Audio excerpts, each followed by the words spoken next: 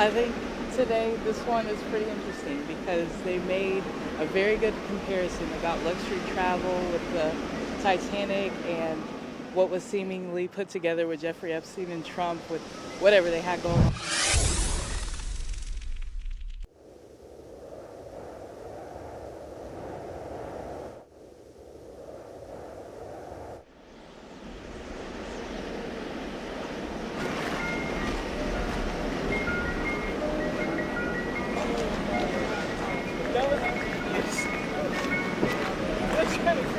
I think today this one is pretty interesting because they made a very good comparison about luxury travel with the Titanic and what was seemingly put together with Jeffrey Epstein and Trump with whatever they had going on. And I think it's a good play on words this time.